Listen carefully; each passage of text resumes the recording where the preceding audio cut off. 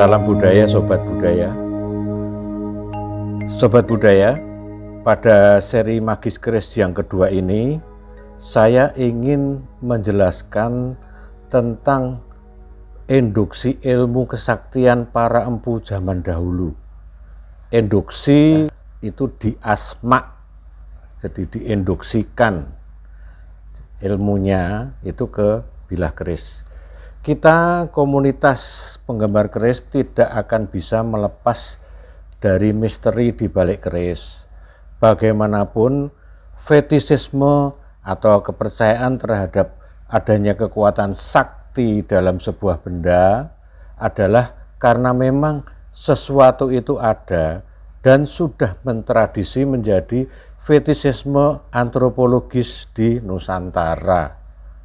Nah, di Nusantara ini selain ada agama asli kuno yang masih dianut, dari perenungan dan lelaku para leluhur tetap menghasilkan ilmu-ilmu termasuk ilmu kanuragan atau kesaktian yang kemudian lazim dikenal dan dimiliki oleh para empu dan para jawara.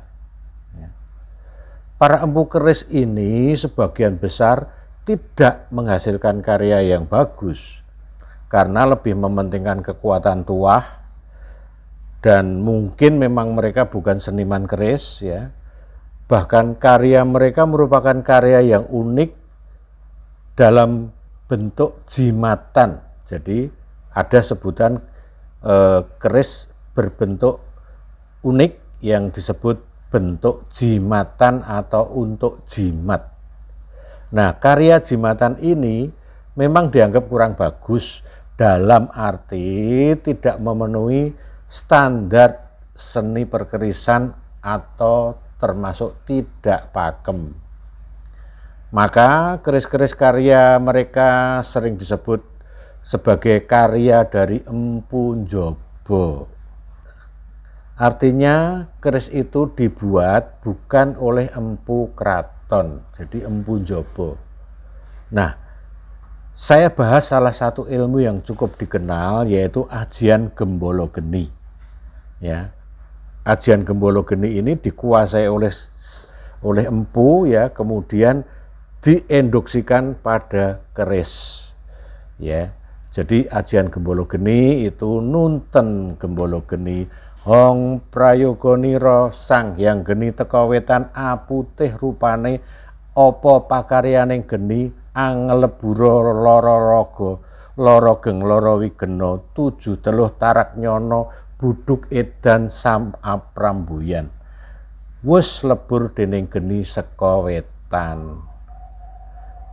Ana geni teka kidul abang rupane geni opo pakaryaning geni anglebur loro raga loro geng loro wigena mala trimala buduk edan ayan buyan wus lebur dening geni teka kidul.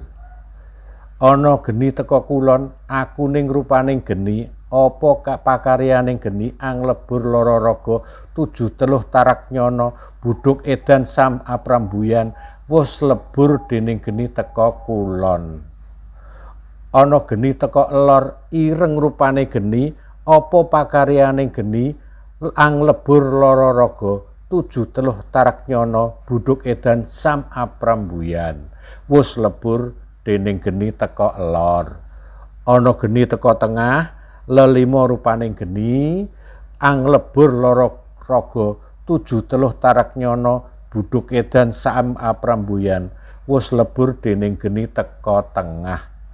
Ingsun ngereh sadulur ing getih ngratoni raga dadi ratuning geni amah raja matek aji ajiku gembolo geni dan seterusnya. Kemudian diperuntukkan apa langsung disebutkan dan selalu diakhiri dengan saking karsa lan panguasaning Gusti Allah kang maha kuwasa. Ya, jadi mantram tadi ya itu selalu menyebutkan bahwa ini adalah kuasa Allah yang maha kuasa. Jadi kalau ada provokasi atau stigma negatif dari orang-orang yang nggak suka pada ajaran-ajaran leluhur dengan mengatakan ini adalah ilmu black magic, kekuatan setan atau roh halus, itu disebabkan karena mereka sebetulnya tidak mengetahui hal yang sebenarnya. Seperti banyak kita temui di medsos yang gembar-gembor dan seolah paling benar, mendiskreditkan kawruh dari para leluhur Nusantara. Bahkan pernah viral itu. Ada seorang pendeta yang beradu kekuatan santet dengan Sai Baba dari India. Saya kira pembual besar.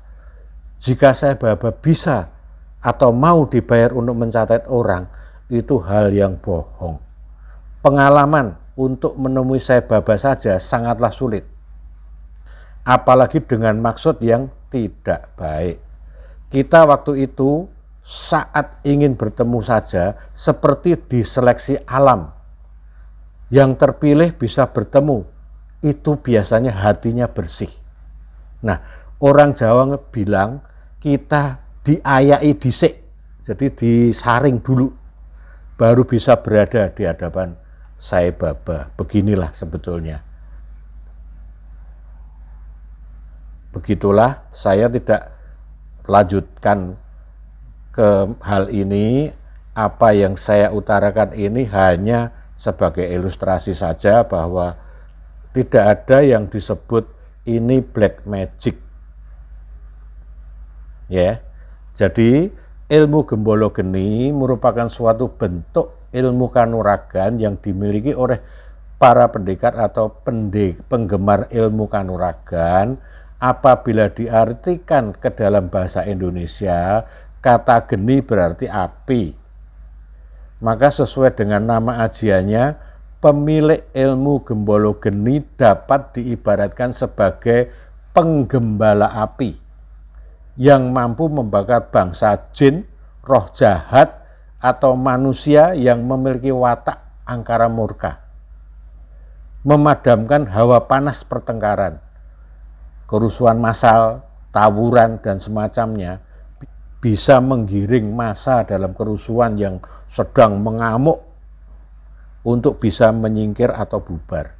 Dan dapat pula mengendalikan api yang nyata. Yang nyata artinya yang ada di alam ini, seperti memadamkan kebakaran. Nah, keris yang memiliki kekuatan ini bisa dilacak dari motif pamor melumah, waswutah, dan sejenisnya.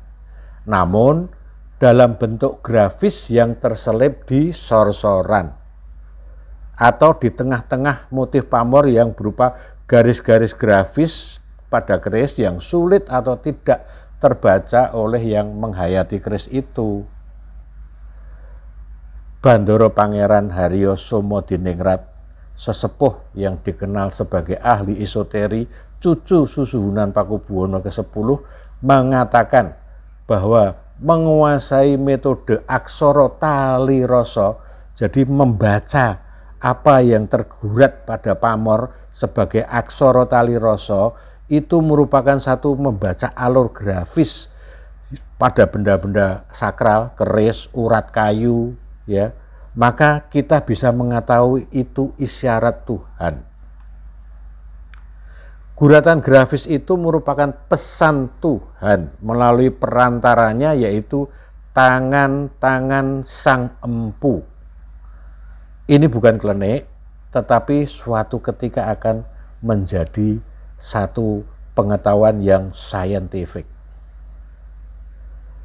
Nah, ini semua tadi ada terbaca pada diktat Pamor Duwung, diktat yang ditulis oleh Bandara Pangeran Haryo Somodiningrat.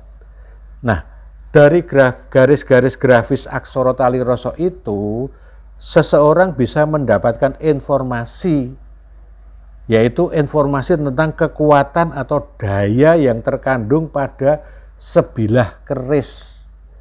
Nah, pada zaman dahulu atau mereka-mereka para sesepuh itu mengenal apa yang disebut tayuh, menayuh keris itu untuk mengerti daya atau kekuatannya yang ada di sebilah keris. Nah, motif pamor gembolo geni sebagai gambar dalam bentuk guratan grafis yang terselip pada alur-alur pamor melumah sebilah keris bisa ditelusuri dari mengamati seluruh pamor itu.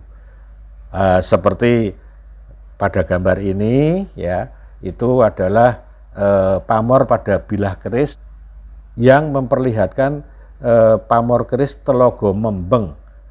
Itu diinterpretasikan sebagai akan membawa rezeki bagi yang memiliki keris ini. Jadi itu informasi, itu tanda, bukan klenik, itu tanda yang terbentuk oleh karena perantara Tuhan, yaitu empu yang mengerjakannya. Ya. Selanjutnya, motif yang disebut gembolo geni itu seperti pada gambar ini terselip di antara guratan pamor lainnya. Ini sudah pernah saya tulis pada buku Tafsir Keris 2012.